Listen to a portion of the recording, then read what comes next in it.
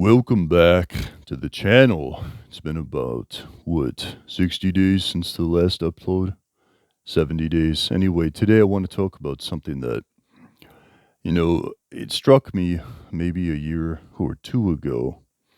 I did a search on YouTube just around for any kind of video essay or any kind of discussion on aging and how to age well. And to my chagrin, I found just about nothing. There was one video where a pastor delved into it a little bit. I don't remember his name. This was some time ago.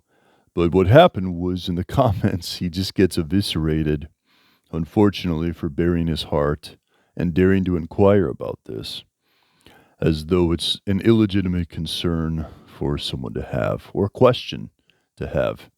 After all, in my own life, when I look around, there are very few people that have ever been able to ameliorate my concerns about aging and really give guidance in the question I had of how do I age well? If I have the desire to age well, how do I go about that? What steps do I take? How do I prepare myself for it? How do I gird myself for the fact that someday my faculties will start to fail?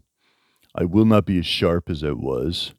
How do I prepare for that? Someone, please give me some guidance. And of course, there is none. And that's a problem. Problem that I aim to rectify today. So I'm holding this book for a purpose, and we'll get into this book. I'm not really here to review this book. You want the 10-second review of Cicero's selected works? It's excellent. Buy it. It's worth the price just for the second Philippic against Antony alone. But anyway, I'm going to focus on one part of this book, and even then it's not going to be the primary focus. One of the reasons I love to read is, and I heard someone say this, I don't remember who, but he said, when I read, I get to dialogue with some of the finest minds who have ever lived. And I just found that so refreshing, because I realized it's so true. Eloquently said. And why am I thinking about aging? It's not a new thought. When I was 25, I thought about aging a lot. Even when I was 20, I thought about aging a lot. And that feeling, that horror of getting older came upon me. I didn't really know what to do with it. And so when I was 20, I did what most people do with it.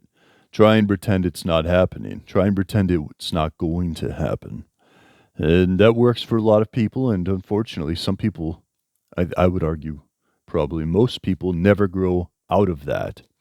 That becomes who they are. But you, dear viewer, you are made of sterner things than that, aren't you? So anyway, how old am I? Why am I talking about this? Well, I'm midway through life's journey. And I'm using that phrase as Dante Alighieri uses it. So if you understand that, then you know how old I am. But anyway, that being said, I do have thoughts about this frequently. How do I age well? How do I go through life? Making sure that I did the right things. And, I get a lot of vague answers. And that's what annoys me and aggravates me. It's very frustrating. Because it's the vague kind of answers that I can't really argue against because they're not wrong, but they're so vague as to almost not be helpful. So for me, being a Christian, if I ask my peers about this, I'll get these platitudes that have really always upset me just because it feels more like a throwaway line than any actual attempt at guidance or hearing what I'm saying. And so you'll get something like keep your eye on Jesus or listen to the Holy Spirit. Those are both good pieces of advice, but it's like I can perceive that you were saying that to me to avoid answering me at all. It's like the conversation itself, I think, makes them more uncomfortable. And there's also another element to this. I don't think there's that many wise elders in the world today. I hate to say it, I was watching a couple of videos where these old timers were giving their advice, their final advice to people, and it really did amount to indulge in hedonism because you won't be able to once you're dead. And I was really, really disappointed with that answer because that's about the same answer I would expect a 12-year-old girl to give me. If I went up to some 12-year-old girl and was like, hey, sweetheart, give me your greatest piece of advice.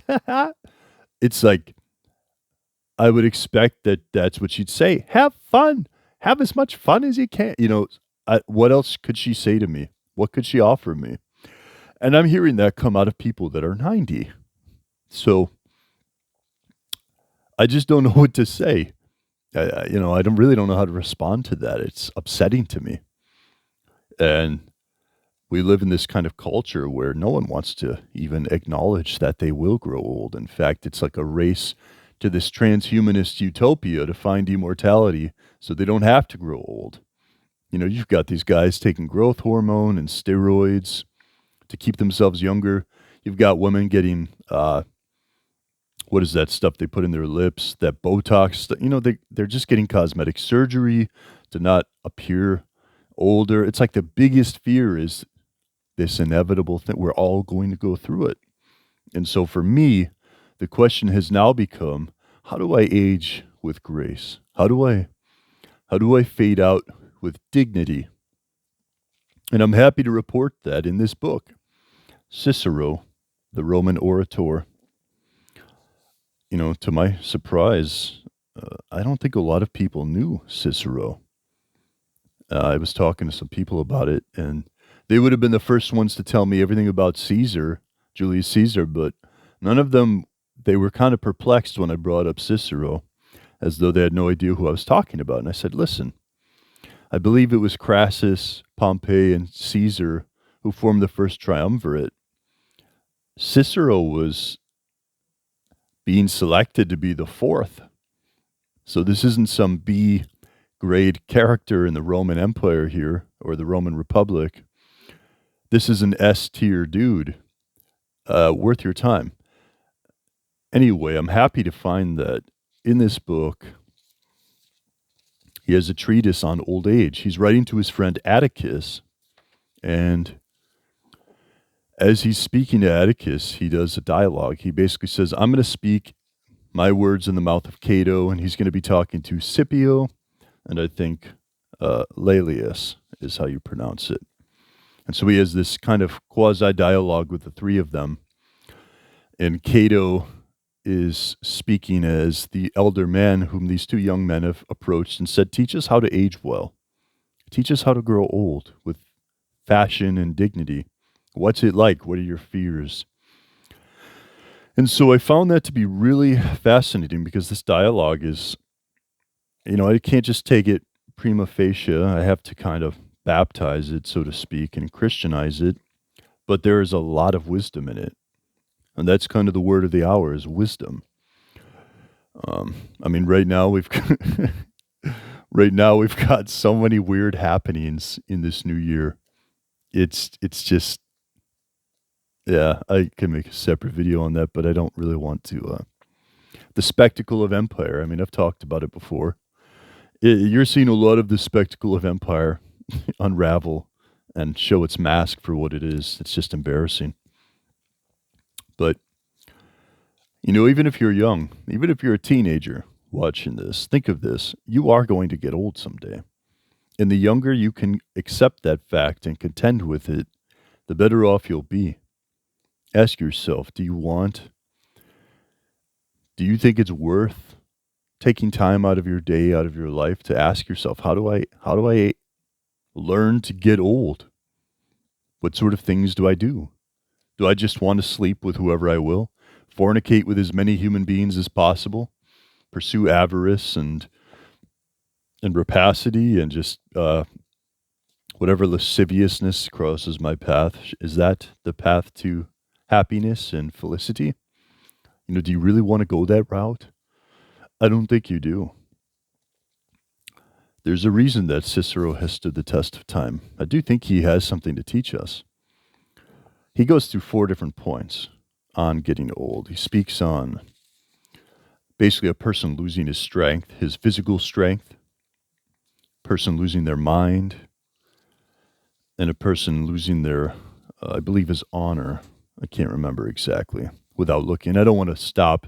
I don't have a script. That's one of the failings of not having a script, is I can't exactly be as precise as I want to. But he goes through these 4 different points as he discusses it with them. And the only one I want to read out of here is this part where he talks about losing strength. And I'll talk about that in a minute. He's talking about physical strength here. Consolations for lost strength, section 3. He says, there is a story about Milo of Crotona. In his later years, watching the athletes train on the race course, with tears in his eyes, he looked at his own muscles and said a pitiable thing. And these are now dead. But you are the one who is dead, not they, you stupid fellow, because your fame never came from yourself. It came from brute physical force. And isn't that just interesting? He then goes on to make a point here. He references the Trojan War in Homer, and he says, sorry for that pause there. He says, no one wanted or prayed for 10 men like Ajax, but for 10 men like Nestor. If he added, or if he, sorry, let me say that again. I don't want to start the video over. I'm just going to leave that in. Flaws and all, chalk it up to the lapses of age, right? Basically, Nestor is this brilliant-minded man, and he says, we don't want these 10 great warriors like Ajax. You want the thinkers. You want the men of vision. You want the men of temperance. And so, I don't want to read that section, but that's kind of what he's getting at. I find that somewhat comforting, but I also find that somewhat true. You know, in my life, I'm strong physically. I'm not going to puff myself up too much, but I'm far stronger than the average person. I squat currently 405 for reps. I deadlift. I'm not sure what I deadlift. That's a lift I don't do very often anymore. I bench 335 for reps, 2 reps. So I'm still very strong. And the thing is, it's subtle, right? It creeps on you, but it's not what I was. I was much stronger when I was 25. Let me tell you that. And the thing is, I'm bringing that up not to just boast or sniff my own farts, so to speak. I'm bringing that up to point out you can still enter old age. You can still be strong. The effects of old age are often overblown. And this is something that Cicero says. He makes a point that you can really ameliorate and minimize the effects of age if you take care of yourself. And he makes the point that the kind of person you were as a young man, the habits that you had, those are the habits that are going to follow you into old age. And I don't want to just downgrade his wonderful dialogue in one sentence, but essentially, you get out of it what you put into it. So if you were to become, if you were just brash, glutton in your youth, you're going to be that when you're older. Those habits will be there. And so if you want to improve upon that, you can diet, you can exercise, ask yourself, what are the absolute best things I could be doing to minimize the aging? And he talks about this. He mentions, you can read, you can take up creative pursuits, you can write, you can do things that will propel you so that your mind is sharp. He talks about the gray hairs of a man's head bringing wisdom and how acquiring this wisdom is, the wisest thing you can do. And he brings up this playwright. I don't want to find it right now, but in this section on old age, this playwright is taken into the Roman Senate. He's a famous playwright. And they're trying to make the case that his mind is gone. He's just nothing. And he can't be trusted. His memory's just burned out. But then he points out, the playwright, that he made this famous play that everyone was raving about just that same year. There was something of that nature. And then he goes, do you think the mind that created this can't be trusted? And it silenced the Roman Senate. So you've got these kinds of people. And he makes a good point, doesn't he? Really hone a craft deep into your old age. You know, when I was 20, everyone was talking smack. Oh, in your 30s, you'll have fallen off. They act like it's just this. Let me see the camera. You know, you just 1 minute you're here and then you just go straight down. That's not what it is. What Cicero's saying is if you're careful, you can just slowly bring it in.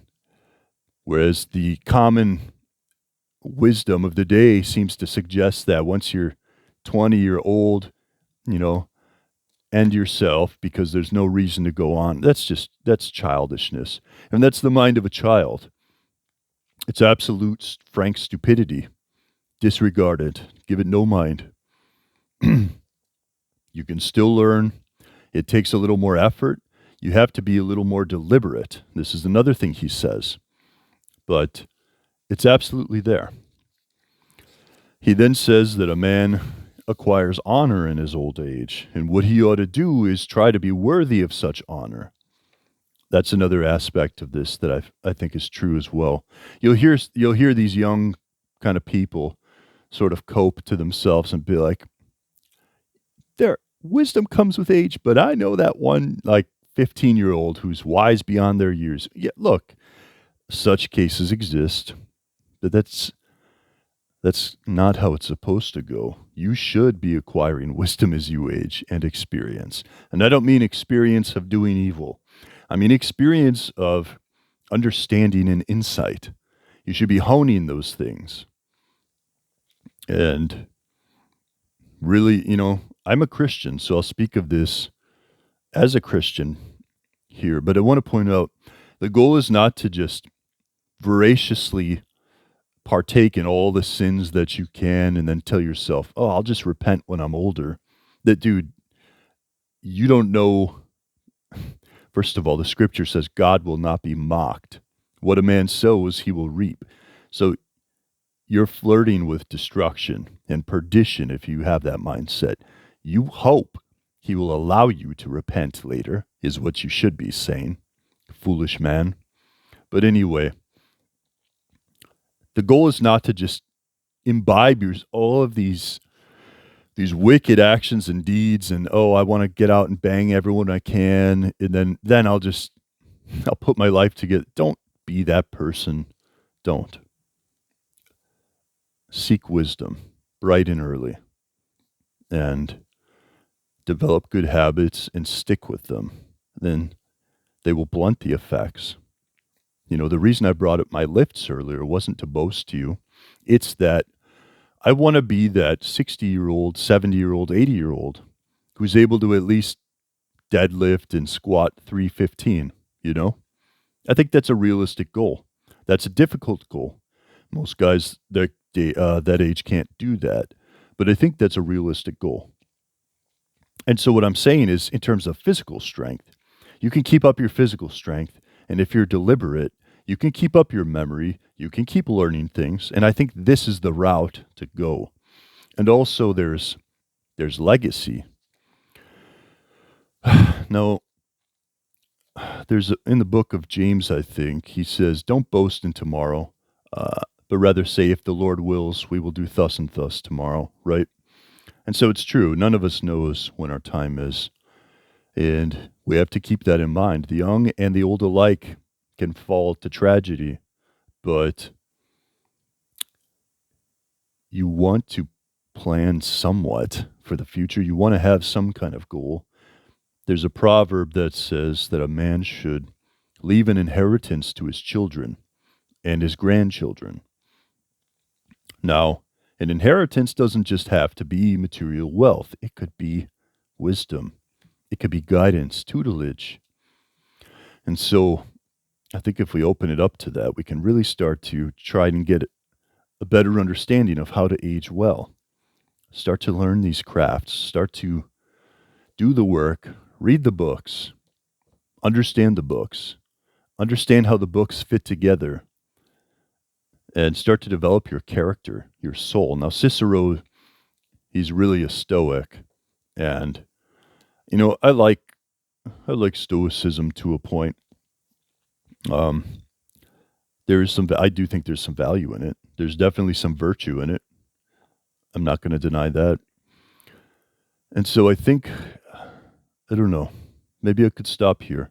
I could talk a lot longer. I kind of feel like maybe I should touch on a point or two.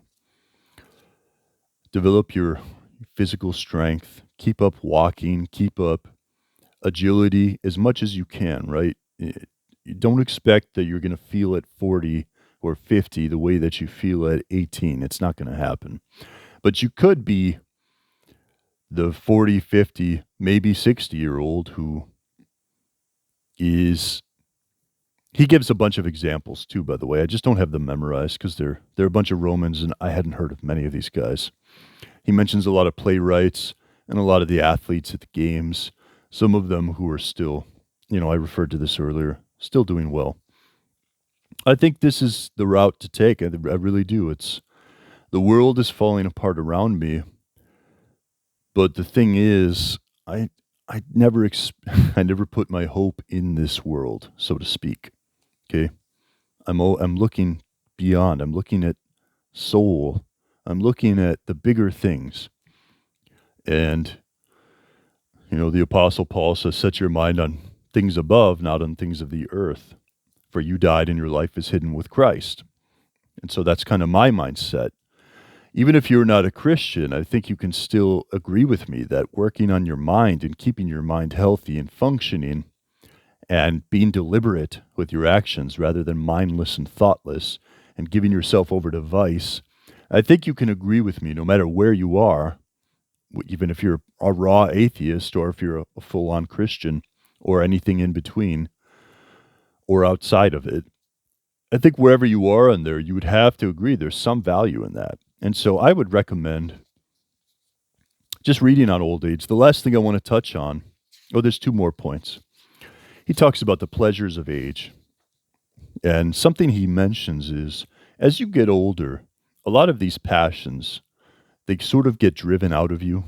The hot headedness, the desire to neigh after every woman you see, so to speak. He mentions that that'll kind of blunt out of you. So there's always that to look forward to because that makes self control easier, is what he says here. Self indulgence gets driven to the side and its reins get cast down. Then he mentions here, he does this bit on farming. I found this kind of interesting. And there's a lot of truth in this. Now, I'm not a farmer myself, but what he says is he comes to the pleasures of farming. I won't read this to you, but he basically comes down to as a farmer, he's allowed to gain this understanding and almost this oneness with nature. He's able to see how he provides a great service to the country, to society, and the nation and his fellow man. And he thinks that's just such a blessing. And he gets this understanding and wisdom out of working with nature. I think that's just so pure and so interesting. So I don't know. I just wanted to talk about aging a bit. It's an inevitability. I don't think we need fear it. And if we do fear it, it's sort of like fearing tomorrow. You can fear it, but what does that avail you? Does it really aid you in any way? You know, it's sort of like Jesus said, by worrying, you can't add 1 cubit to your stature. So, best not worry about these inevitabilities. They're going to happen. The question we ought to ask ourselves is, how do we face it with dignity and nobility and honor? And that's, at least in part, I would highly recommend Cicero selected works on old age. He's writing to his friend Atticus. They're both facing old age together. I don't know. I just wanted to come on here and say that. I don't know what I'll title this video or when I'll make another one, if I will make another one. This channel is not really a priority for me, but maybe it will be. Who knows? Anyway, God bless you all. Remember, find out how to age with grace. Take care of yourself now Those habits of youth will follow you into the future. And so, if you develop good habits in your youth, your old age will be a pleasant experience, a great experience. But if you don't, if you do not receive my words, if you disregard them, well, you will be setting yourself up to be that 30-year-old, 40-year-old, 50-year-old who looks like they're 75. We've all seen those people. So anyway, that's my take on this stuff, and I'll still be exploring this. Maybe I'll do a sequel to this video at some point. I don't know. I'm going to continue to ponder how to age well. What things ought I be doing? But seeing this, because it feels like there's just a wilderness or a desert on old age. No one talks about it. Seeing this is just wonderful. So there's at least something out there. Someone out there has talked about this. Anyway, take care.